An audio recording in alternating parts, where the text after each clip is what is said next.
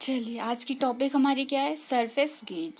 Surface gauge या marking block, इसके दो नाम हैं। ठीक है, तो इस सरफेस गेज का क्या है, ये क्या है? सबसे पहले इसको हमें ये जानना है, सरफेस गेज ये क्या है? एक प्रकार का मार्किंग टूल है। कैसा टूल है? मार्किंग टूल है। ठीक है, फिर अब इसका डिटेल बताएंगे, क्या है इसमें, क्या क्या होते हैं, कैसे होते हैं। फिर इसके बाद जिसके साथ क्या होता है, दो सिरों वाला स्क्राइबर लगा होता है। ठीक है, इस स्क्राइबर एक सिरा सीधा होता है और दूसरा क्या होता है, 90 डिग्री में मुड़ा होता है, जो ये हमें सामने डायग्राम में दिख रहा है। स्क्राइबर हॉरिजॉन्टली लगा हुआ और एक सिरा उसका मुड़ा हुआ 90 में और एक सिरा सीधा है।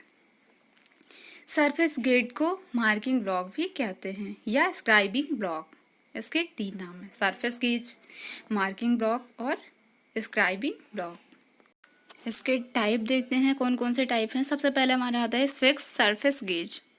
फिक्स सरफेस गेज में इससे क्या समझ रहे हैं हम, जो इसका क्या है, स्क्राइबर। स्क्राइबर इसका फिक्स रहेगा, ये ऊपर नीचे नहीं हो सकता। फिक्स का मतलब यही है।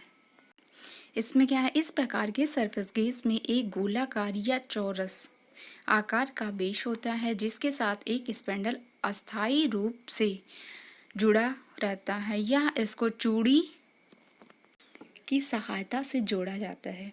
इस प्रकार साइज खोलने के लिए स्लाइडिंग स्नग की सहायता से स्क्राइबर को अंदाज से ऊपर या नीचे किया जा सकता है। इसके द्वारा शुद्धता से माप खोलने के लिए कठिनाई होती है। इसका प्रयोग हम कहाँ पे करते हैं? वर्कशॉप में, लेकिन कहाँ, बहुत ही कम करते हैं। बहुत ज़्यादा इसका यूज नहीं होता। यूज किसका होता है, अब हम यूज जिसका होता है उसको पढ़ेंगे। Universal surface gauge.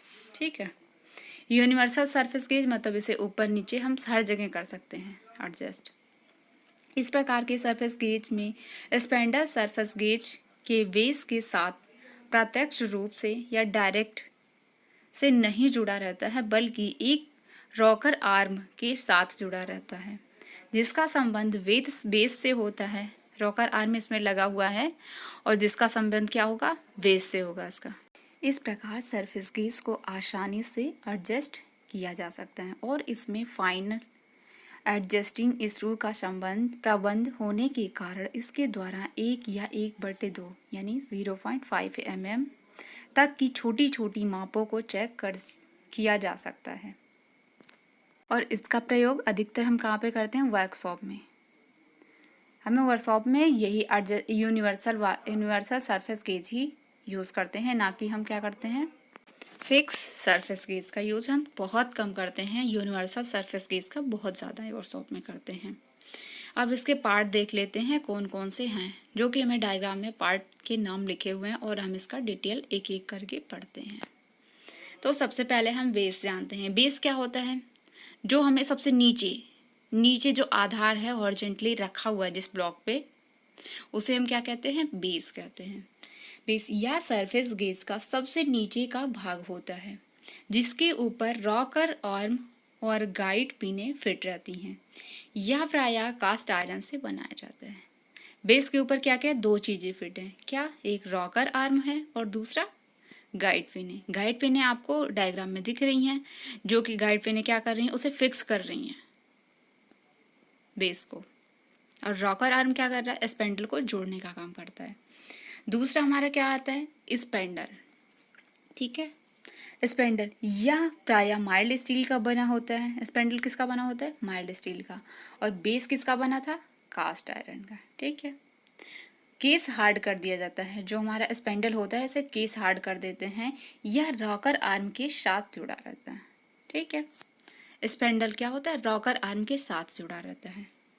अगला हमारा तीसरा पॉइंट क्या है? स्क्राइबर। स्क्राइबर क्या होता है? ये हाई कार्बन स्टील के बनाए जाते हैं और इसके पॉइंट को हम हार्ड और टेम्पर कर देते हैं। इसका प्रयोग हम किस लिए करते हैं? लाइन को खींचने के लिए या सेंटर मिलाने के लिए। ठीक है, अगला हमारा है स्क्राइबर स्नग। या पिलर पर ऊपर और नीचे स्लाइड कर सकता है। यह क्या करता है? जो हमारा होता है ये पिलर जो हमें दिख रहा है, क्या दिख रहा है? स्पैंडल। स्पैंडल को हम इसमें पिलर बोल रहे हैं। और इस पर क्या कर रहा है? जो हमारी ये वेंट वायर है, ये है जो ये वेंट स्क्राइबर है ना, इसको क्या कर रहा है? ये ऊपर और नीचे इसका ही काम हो रहा है स्नग का। अब तीसरा हमारा है रॉकर आर्म। यह प्रायः बेस पर बने हुए खांचे में स्क्रू व स्प्रिंग की सहायता से जुड़ा रहता है। क्या करता है, जो हमारा ब्लॉक है ये इसमें बेस पे क्या करता है, ये कोई टी स्लॉट बना है या खांचा बना है, ठीक है, इस या स्प्रिंग के साथ इसे जोड़ दिया जाता है, बेस से इसका कनेक्ट, और इसको रॉकर आर्म के साथ स्पेंडल को जोड़ा जाता है, ठीक है। अब अगला एक पार्ट है जो फाइन एडजस्टिंग स्क्रू। यह प्रायः रॉकर आर्म के साथ जुड़ा रहता है, जिसका प्रयोग फाइन एडजस्टिंग के लिए किया जाता है। ये क्या करते हैं, हम रॉकर आर्म के साथ इसे जोड़ते हैं और हम फाइन एडजस्टिंग के लिए यूज़ करते हैं। अगला है गाइड पिने। गाइड पिने क्या करती हैं, पढ़ते हैं। ये स्टील गाइड पिन किसकी बनी होती, स्टील की बनी होती, जो कि बेस के साथ जुड़ी रहती है। हम पहले ही बता चुके हैं कि जो बेस है, बेस में ही गाइड पिनें लगी हुई होती हैं। इनको ऊपर नीचे एडजस्ट किया जा सकता है। जब सरफेस प्लेट किनारे से या मशीन के वेड के किनारे के समांतर लाइनें खींचनी हो तो गाइड पिनें प्रयोग में लाई जाती हैं। आइए अब इसका हम यूज़ देखते हैं, कहाँ कहाँ पे इसको हम प्रयोग में लाते हैं। प्रयोग में कहाँ लाते हैं, सबसे पहले सरफेस गेज का प्रयोग समांतर और सीधी लाइन खींचने के लिए करते हैं। क्या करते हैं, सरफेस गेज का हम क्या करते हैं, सरफेस प्लेट होती है, उस पर कोई जॉब रखते हैं और एंगल प्लेट के सपोर्ट से उस पर हम स्क्राइबर से लाइनें खींच लेते हैं, ठीक है। उसके साथ एक स्केल का भी यूज़ करते हैं। दूसरा पॉइंट है, इसका प्रयोग समांतर साइडों को चेक करने के लिए किया जाता है। क्या करने, समांतर जो साइड होती हैं उन्हें भी हम चेक करते हैं इससे। अगला हमारा है, इसका प्रयोग लेथ मशीन तो सभी ने देखा होगा और वर्क भी कुछ किया होगा। पर 4 जा चेक जो होता है उसमें क्या करते हैं, हम सेंटरिंग करते हैं। 3 जा चेक जो होता है ये सेल्फ होता है, सेल्फ एडजस्ट कर देता है, लेकिन जो 4 जा चेक होता है ये हमारा सेल्फ नहीं करता है, तो इसे हमें एडजस्ट खुद करना पड़ता है। अब हम पढ़ेंगे, क्या पढ़ेंगे, मार्किंग मेथड, मार्किंग विधियाँ, कैसे हम मार्किंग करेंगे।